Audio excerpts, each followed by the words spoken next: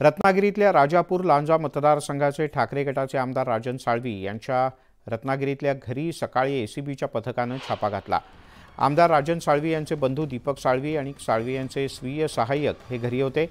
रत्नागिरी एसीबीचे उपविभागीय अधिकारी सुशांत चव्हाण यांच्या नेतृत्वाखाली ही टीम साळवी यांच्या घरी चौकशीसाठी दाखल झाली।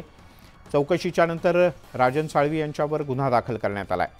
राजन साळवी, त्यांची पत्नी आणि मुलगा यांचा आरोपी असा उल्लेख करण्यात आला आहे। उत्पन्नापेक्षा 118% जास्त संपत्ती असल्याचा उल्लेख यात करण्यात आला आहे। दरम्यान एसीबी धाड टाकणार याची आधीच आपल्याला कल्पना होती असं राजन साळवी यांनी म्हटलंय।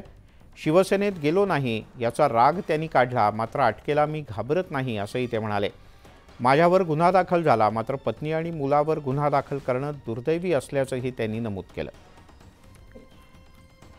सकाळपासून अँटी करप्शन ब्युरोचे अधिकारी माझ्या इथे घरावरती, माझ्या मूळ घरावरती, नंतर माझ्या हॉटेलवरती, माझ्या बंधूंच्या घरावरती 4-5 पथकं आलेली आहेत। त्यांच्या माध्यमातून चौकशी सुरू आहे आणि मला आता मिळालेल्या माहितीप्रमाणे माझ्यावरती गुन्हा दाखल त्यांनी केलेला आहे।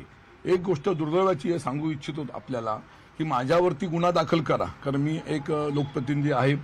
त्यांच्या दृष्टीने मी काय गुन्हा केला असेल, राजन साळवी काय आहे, कसा आहे हे माझ्या कुटुंबाला माहिती आहे। राजन साळवी काय आहे, कसा आहे हे माझ्या कुटुंबाला माहिती आहे, माझ्या पक्षाला माहिती आहे, माझ्या जनतेला माहिती आहे, माझ्या मतदारसंघाला माहिती आहे। परंतु मी हे करत असताना ह्या पोलिसांच्या माध्यमातून, ह्या सरकारच्या माध्यमातून माझ्या पत्नीवरती आणि माझ्या मोठ्या मुलावरती गुन्हा दाखल केला, ही अक्षरशः खेदाची आणि दुर्दैवाची गोष्ट आहे आणि म्हणून निश्चितपणे भविष्यामध्ये याचे परिणाम ह्या सरकारला भोगावेच लागतील, हे माझं मत या ठिकाणी आहे।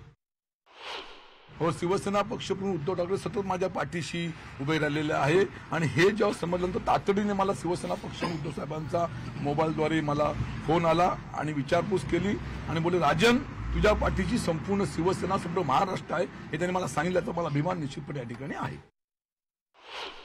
हे दोन्ही आमचे प्रमुख लोक निष्ठेने शिवसेनेबरोबर राहिलेले आहेत। त्यांच्यावर प्रचंड दबाव गेल्या काही दिवसापासून होता, त्यांच्यावर आहे, रवींद्र वायकरांवर आहे। मी सांगतो ना,